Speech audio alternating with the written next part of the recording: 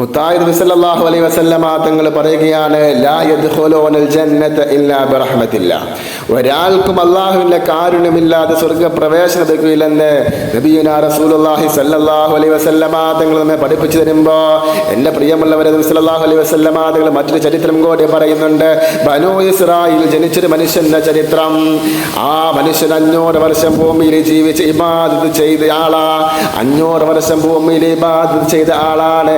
ആ മനുഷ്യന് ഇബാദത്തിന് വല്ല കോട്ടവും സംഭവിക്കുമെന്ന് കരുതിയിട്ട് വിവാഹം പോലും കഴിക്കാതെ ഈ ഭൂമിയിൽ 500 വർഷം ഇബാദത്ത് ചെയ്ത ആളാ.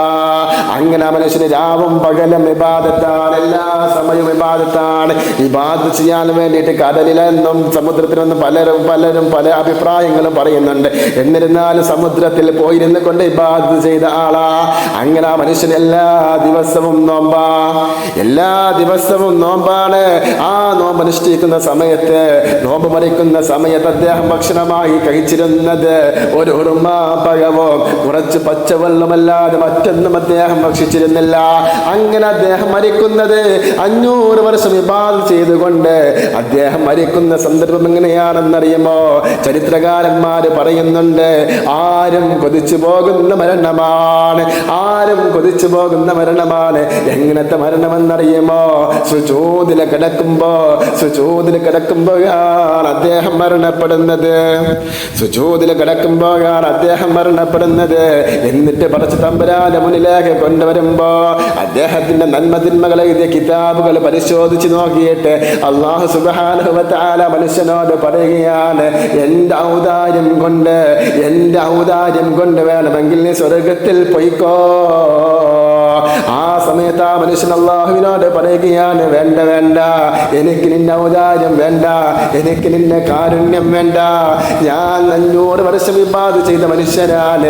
എൻ്റെ ഇബാദത്തുകൾ പരിശോധിച്ച് 500 വർഷം ഞാൻ ഭൂമിയിൽ വെച്ച് ചെയ്തു പോയ എൻ്റെ ഇബാദത്തുകൾ പരിശോധിച്ചിട്ട് അത് രേഖപ്പെടുത്തിയിട്ട് അതിനനുസരിച്ചുള്ള പ്രതിഫലം തന്നാൽ മതി എന്ന് പറഞ്ഞപ്പോ അല്ലാഹു സുബ്ഹാനഹു വ തആല മലക്കുകൾ വിളിച്ചുകൊണ്ട് പറയുകയാണ്, ഈ മനുഷ്യന്റെ നന്മ തിന്മയെഴുതിയ കിതാബുകളൊന്ന് പരിശോധിച്ച് നോക്കുക. എന്നിട്ട് ആ മനുഷ്യന്റെ ഇബാദത്തുകൾ പരിശോധിച്ച് നോക്കുമ്പോ ആ മലക്കുകൾ അവിടെ നിന്ന് അങ്ങ് കരയുകയാണ്.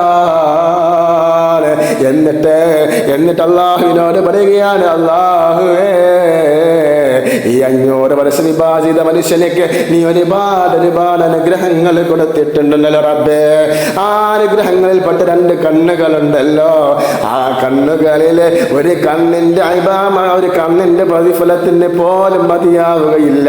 ഈ മനുഷ്യന്റെ 500 വർഷത്തെ ഇബാദത്ത് എന്ന് പറഞ്ഞപ്പോ എൻ്റെ പ്രിയമുള്ളവരെ ആ മനുഷ്യൻ കരഞ്ഞ് പടച്ച തമ്പുരാന്റെ മുന്നിൽ യാചിച്ച് അവസാനം ആ മനുഷ്യൻ പറഞ്ഞു, നിന്റെ ഔദാര്യം കൊണ്ട് ഞാൻ സ്വർഗത്തിൽ പോയിക്കൊള്ളാം. അല്ലാഹുവിന്റെ ഔദാര്യമില്ലാതെ, അല്ലാഹുവിന്റെ കാരുണ്യമില്ലാതെ ഒരിക്കലും നമ്മൾ സ്വർഗത്തിൽ പ്രവേശിക്കുകയില്ല മുഅ്മിനീങ്ങളെ.